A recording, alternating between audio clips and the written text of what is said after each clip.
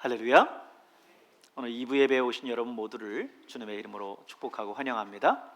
2023년도 새해가 밝았습니다. 우리 옆에 있는 분들과 함께 한번 새해 인사 한번 나눌까요? 사랑합니다. 축복합니다. 새해 복 많이 받으십시오. 사랑합니다. 축복합니다. 새해 복 많이 받으시길 바랍니다. 아멘. 새해도 여러분 가정과 직장이 하나님의 큰 은혜 속에서 늘 번영하고 번창하기를 주님의 이름으로 축복합니다. 이번에는 우리 교회로서는 93주년을 맞는 그런 해이기도 합니다. 100주년을 향해서 우리 교회가 한 걸음 한 걸음 이제 걸어가고 있는데, 하나님께서는 이 교회를 통해서 큰 일을 계획하고 계시다라고 저는 믿습니다. 이 100주년을 어간으로 해서 하나님께서 우리 교회를 축복하시고 새로운 전기를 허락하셔서 이 지역사회와 또 나라와 민족, 열방을 위해서 하나님께서 이 교회를 들어 사용하실 줄로 믿습니다. 그러나 그럼에도 불구하고 우리가 그에 걸맞게 준비되지 못하면 하나님은 우리를 사용하시지 않습니다. 우리의 그릇을 깨끗이, 그리고 하나님께 사용하실 만한 그런 정결한 그릇으로 준비할 때에 하나님께서는 우리를 통해서 당신의 위대한 역사들을 이루어 나가실 겁니다.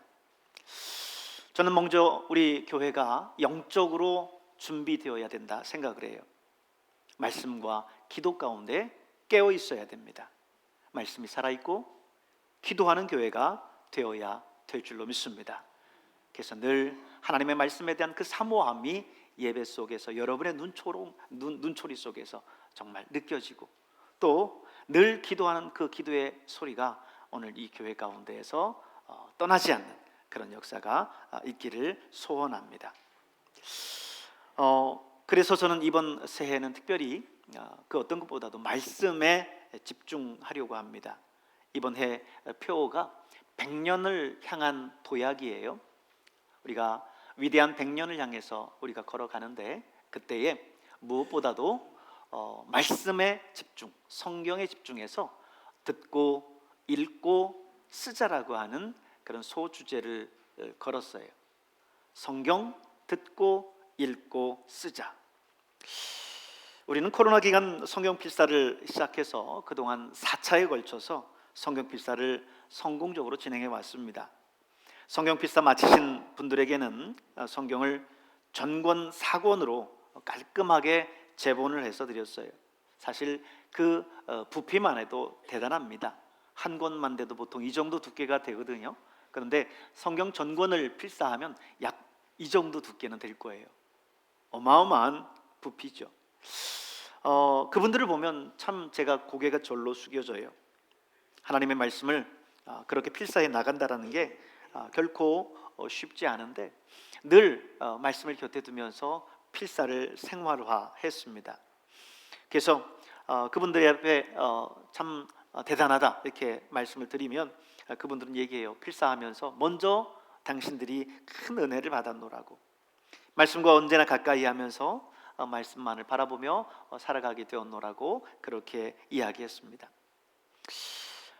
근데 이렇게 성경 필사하시는 분들에게는 이 필사가 굉장히 큰 도움이 되는데, 필사하는 이 양 자체가 워낙에 방대하다 보니까 점점 하시는 분들만 하시게 되더라고요. 다른 분들은 처음에 의욕적으로 시작했다가 한 분, 두 분 이렇게 포기하고 안 하시게 되더라고요. 그래서 이번 해부터는 어떻게 하면 모든 분들이 함께 하나님의 말씀을 읽고 하는데 같이 참여할 수 있을까 하다가 성경 통독을 하려고 합니다. 그렇다고 해서 성경 필사를 지금까지 해오던 거를 안 하겠다라는 건 아니에요. 계속해서 할 겁니다. 그렇다면 이번 성경 필사는 제5차 성경 필사가 되겠죠. 필사하시는 분들은 계속해서 필사를 이어가시길 바랍니다. 그러면 1년에 2번씩 맥추감사절 그리고 추수감사절 이렇게 기준으로 해서 제본을 예쁘게 깔끔하게 해서 드릴 겁니다. 근데 이제 이런 물음을 던지는 분들이 있어요. 그런데 목사님, 성경 통독이라 함은 성경을 읽는 것을 말하는데 왜 오늘 목사님 설교에는 듣고라는 말이 있습니까? 듣고라는 말이 있습니까? 네, 좋은 질문이에요. 이번에 우리가 하고자 하는 이 성경 읽기는요, 그냥 성경을 눈으로 읽는 것만이 아니라 성경 낭독자의 낭독을 듣는 것도 포함됩니다. 성우들의 분명한 발음과 목소리로 거기에다 효과음과 배경음악까지 추가해서, 그리고 내용에 걸맞는 그림까지 들어가서 마치 성경을 우리가 읽으면서 성경 드라마를 보는 것과 같은 그런 느낌을 가지고 성경을 읽어 나갈 거예요. 여기에는 최근 나온 드라마 바이블이라고 하는 컨텐츠의 도움을 받을 겁니다. 요즘에는 내가 하나님을 알고자 하면 얼마든지 깊이 알 수 있는 그런 컨텐츠들이 정말 많습니다. 하나님의 말씀을 우리가 듣고 사모한다면 우리는 인터넷이나 케이블 TV를 통해서 언제나 하나님의 말씀을 들을 수 있고요. 또 가까운 서점에 가면 수많은 서적들이 그 서점에 빼곡하게 꽂혀 있는 것을 볼 수 있을 겁니다. 우리가 하나님에 대한 이 사모함, 말씀에 대한 사모함만 있다면 얼마든지 깊이 하나님의 말씀을 연구하고 볼 수 있는 그런 환경들, 그런 세상 속에 우리는 살아가고 있어요. 하지만 그 반대로 내가 세상의 향락 속에 빠져서 세상에 취해 살고자 한다면 또 역시 얼마든지 그렇게 살아갈 수 있는 그런 양극단 속에 살아가고 있습니다. 그러므로 여러분, 2023년도를 시작하는 이 새해 첫 아침에 여러분 마음에 다짐하시길 바랍니다. 2023년도에는 내가 하나님의 말씀과 함께 믿음으로 살아가겠노라고 다짐할 수 있는 여러분 되기를 바랍니다. 우선 성경이 도대체 어떤 책이길래 이렇게 듣고 읽고 쓰기까지 하라고 하는가? 성경은 어떤 책인가? 여러분, 성경은 이 세상에서 가장 영향력 있는 책입니다. 성경은 역사 이래 가장 많이 팔린 베스트셀러고요. 그리고 또 꾸준하게 팔린 스테디셀러입니다. 가장 많은 사람들의 인생을 바꿔놓은 그런 능력의 책이기도 해요. 이 성경은 성령, 다시 말해서 하나님의 감동으로 쓰여진 것이고 인간의 삶과 죽음, 그리고 인생의 근본적인 문제들에 대한 통찰과 해답을 제공해 주고 있어요. 무엇보다도 하나님께서 우리를 위해서 예수 그리스도를 이 땅에 보내주셨고, 그리고 우리를 구원하시기 위해서 하나님께서 어떤 일들을 행하셨는지를 성경은 우리에게 전해주고 있습니다. 그래서 수많은 사람들이 이 성경에 있는 말씀을 접하고 그들의 인생의 전기를 맞이했습니다. 그렇다면 이 성경을 단순히 읽는 것만으로도 위대한 역사가 일어날 수 있습니까? 물론입니다. 이 성경은 하나님의 말씀이기 때문에 그 자체로 능력이 있어요. 이 성경의 말씀 한 구절 한 구절이 사람을 변화시키고 또 회개케 하는 그런 능력이 있다는 거죠. 그것은 우리나라 기독교 역사를 찾아보면요, 충분히 찾아볼 수 있습니다.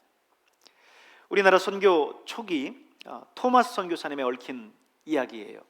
토마스 선교사님은 1866년 조선 사람들에게 이 하나님의 말씀인 성경을 전하기 위해서 제너럴 셔먼호를 타고 대동강을 통해서 평양으로 입국하려고 했습니다. 그러다가 순교하신 개신교 최초의 순교자세요.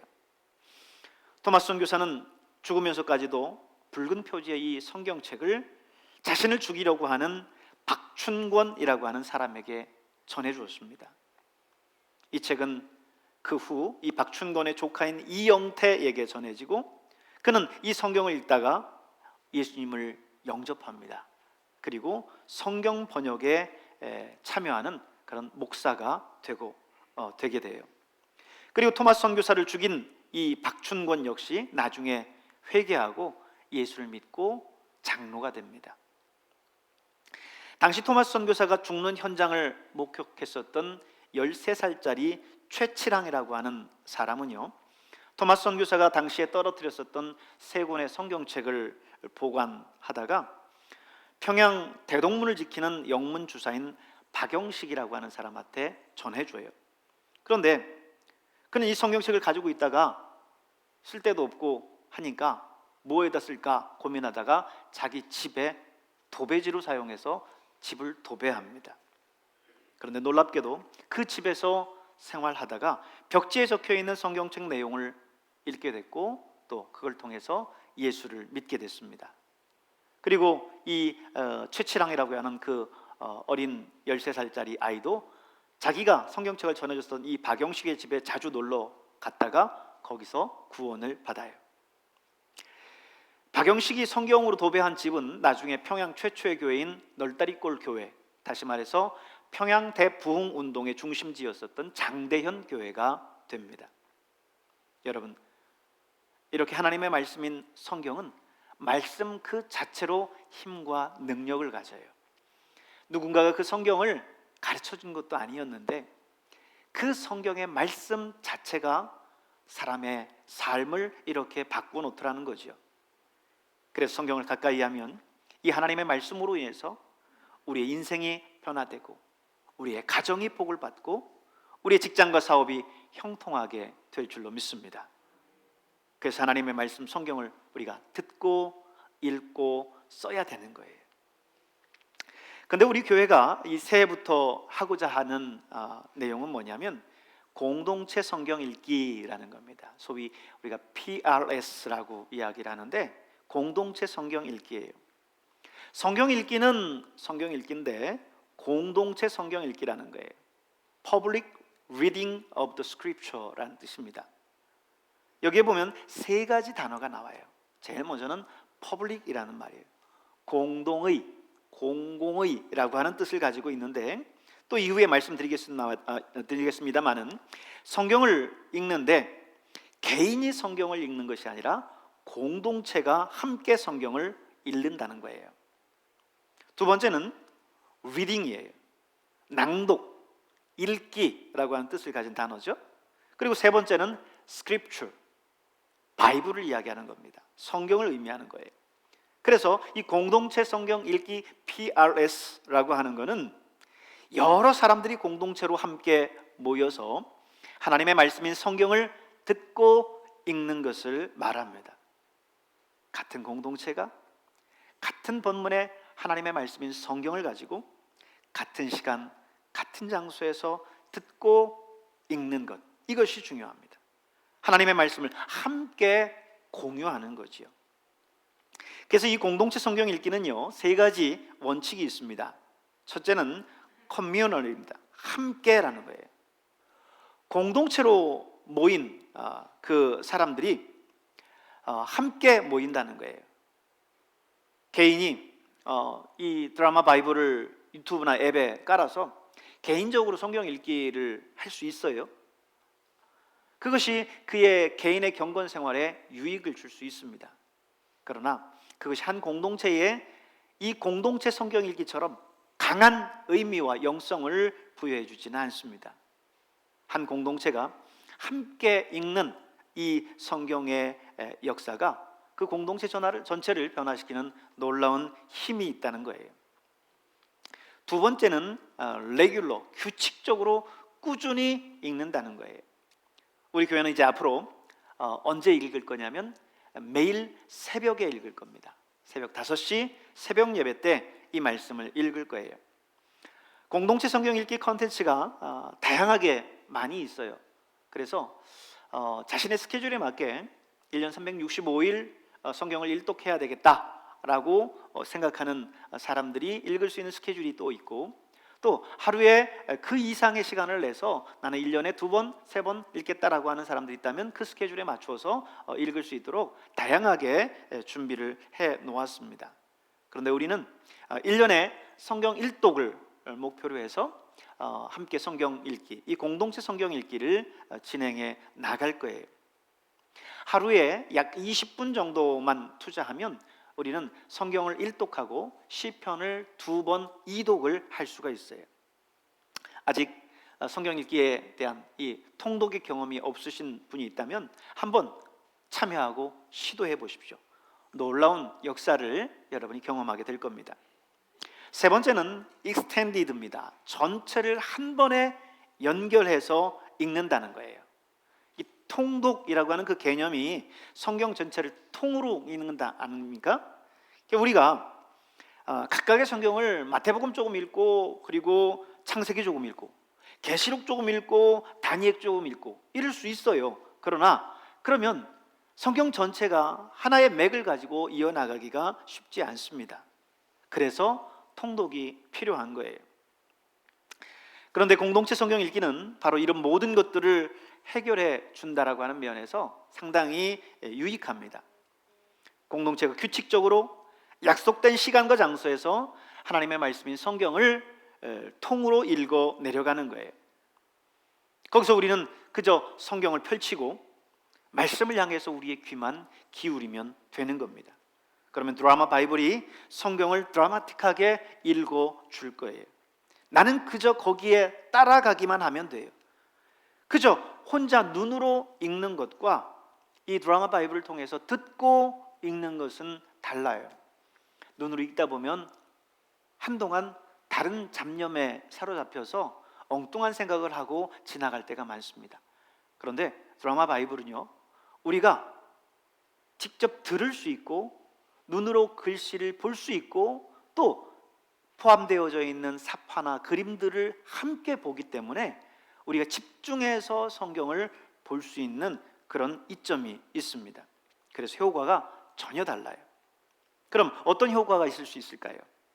공동체 성경 읽기의 효과, 그게 뭘까요? 이 세 가지로 또 살펴보면요, 한 가지는 accountability입니다. 책임감이에요. 혼자 하면 금방 지치고 포기하지요. 아마 여러분들 가운데 여기에서 기독교인이라고 한다면 성경을 통독해야 되겠다 다짐하고 창세기부터 시작 안 해본 분들이 없을 겁니다. 그런데 대부분 많은 사람들이 성경을 다 통독하지 못하고 중간에 포기하고 말지요. 왜요? 혼자 하기 때문에 그렇습니다. 함께하면 서로에 대한 그 책임감 때문에 계속 이어나갈 수 있어요. 운동을 할 때에도 혼자 운동하면요, 금방 포기합니다.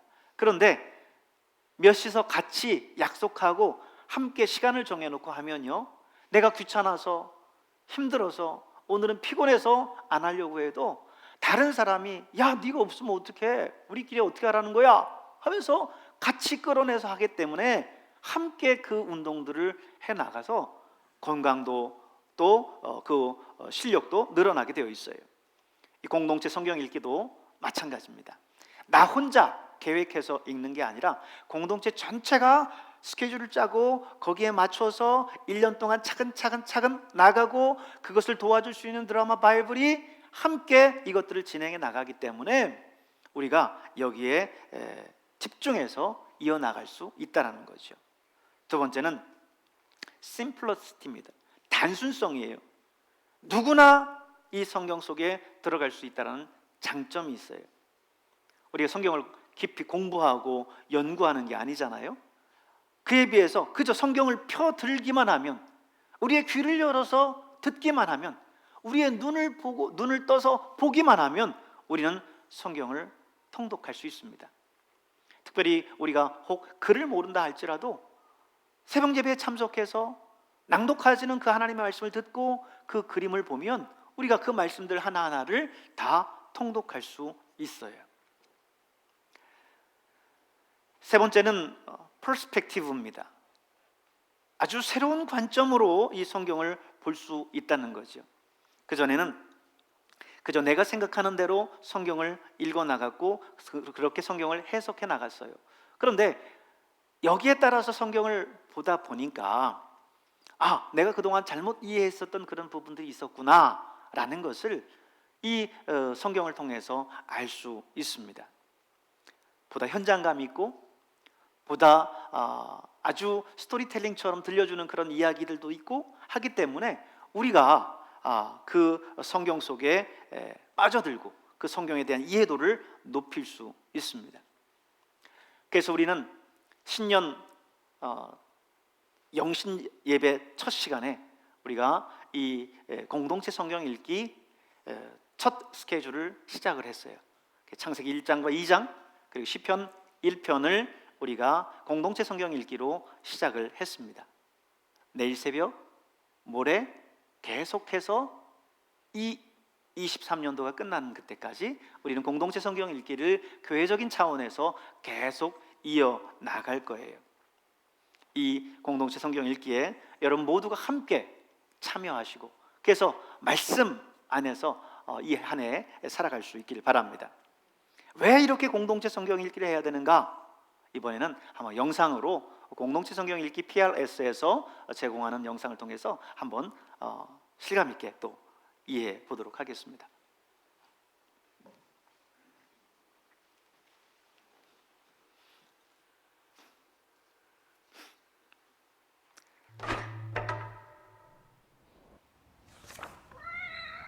성경을 읽다가 이런 구절을 발견했어요. 내가 이를 때까지 읽는 것과 권하는 것과 가르치는 것에 전념하라. 예, 사도 바울이 디모데에게 쓰는 편지인데요. 교회 공동체를 어떻게 말씀으로 이끌어야 하는지 말하고 있죠. 아, 그렇군요. 여기서 성경을 권하는 것과 가르치는 것은 이해가 됩니다. 그런데 함께 성경을 읽는 것은 무슨 뜻이죠? 바울은 이 부분이 왜 그렇게 중요하다고 생각을 했을까요? 바울은 이게 하나님의 백성에게 정말 중요한 관습이었다는 거죠. 이스라엘 백성이 출애굽한 후 시내산을 떠올려 보세요. 그들은 더 이상 노예가 아니었어요. 새로운 정체성과 삶이 필요했죠. 그때 모세가 온 백성들을 모아 큰 소리로 성경을 읽습니다. 그들이 누구고 어디에서 왔고 어떤 부름을 받았는지 다시 생각하게 해줬어요. 이것이 성경 속 첫 번째 커뮤니티 성경 읽기입니다. 맞아요. 그런데 그게 끝이 아니었어요. 마침내 약속의 땅에 도착했을 때 여호수아는 온 백성들을 모아 함께 말씀을 큰 소리로 읽고 들었죠. 그들이 어디에서 왔고 새로운 삶을 어떻게 살아가야 하는지 기억하도록 말이에요. 그럼 이건 항상 해왔던 거군요. 사실 그렇지 않아요. 여호수아가 죽은 후에는 하나님의 말씀을 듣기 위해 사람들이 모였다는 이야기가 없어요. 그리고 그 다음 세대들은 하나님과 그들의 역사를 모르는 세대가 되었죠. 하나님이 하신 일을 다 잊어버린 겁니다. 그 후 몇백 년이 지나서 요시아라는 왕이 말씀을 다시 발견합니다. 그리고 이 관습을 다시 시작하기 위해 이스라엘 백성들을 불러 모았죠. 새로운 운동이 시작된 겁니다. 하지만 곧 백성들은 잊어버렸고 결국 포로로 잡혀갑니다. 그 이후로 에스라와 느헤미야가 이스라엘로 돌아와 사람들에게 어떻게 살아야 하는지 또다시 상기시켜줄 필요가 있었습니다. 정말 대단한 관습이네요. 예, 그래서 커뮤니티 성경 읽기는 유대인의 삶의 핵심이 됐습니다. 매주 회당에 모여 말씀을 함께 들었죠. 예수님도 이 커뮤니티 성경 읽기에 참여하셨습니다. 심지어 본인의 사역도 그 시간에 발표하셨죠. 그는 두루마리에 적힌 이사야 말씀을 읽은 후 본인에 대한 말씀이라고 모두에게 선포하셨습니다. 그래서 바울은 이러한 관습을 유지해야 한다고 디모데에게 말합니다. 이를 통해 전체 공동체가 말씀 속으로 깊게 들어갈 수 있게 말이죠. 그런데 말이죠. 그 시대 사람들은 글을 몰랐잖아요. 그래서 함께 읽을 수밖에 없었던 것 아닌가요?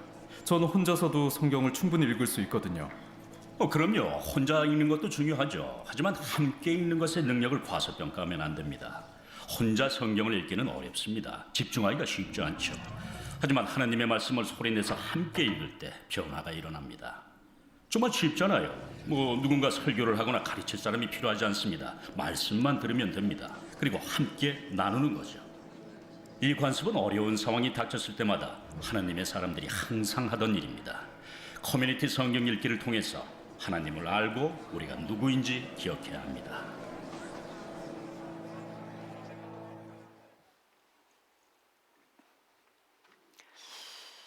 네, 그렇습니다. 시편 1편에 보면 복 있는 사람을 일컬어서 어떻게 이야기하냐면 오직 여호와의 율법을 즐거워하고 그 율법을 주야로 묵상하는 사람이 복 있는 사람이다 그랬습니다. 2023년도 여러분 이 해 살아가시면서 여러분 모두가 복 있는 사람이 될 수 있길 바랍니다. 하나님의 말씀을 즐거워하고 하나님의 말씀을 밤낮으로 묵상할 수 있는 그런 삶이 돼서 여러분의 삶이 어디를 향해서 가야 될 것인지 날마다 그 말씀이 여러분을 인도해 주시기를 바랍니다. 사도 바울은 디모데에게 이야기했어요. 내가 이를 때까지 읽는 것과 권하는 것과 가르치는 것에 전념하라 그랬습니다. 오늘 이 한 해 하나님의 말씀이 여러분의 인생을 이끌어갈 수 있기를 주님의 이름으로 축원합니다. 우리 찬송가 202장을 함께 찬송 드리면서 드린 예물 하나님께 봉헌합니다.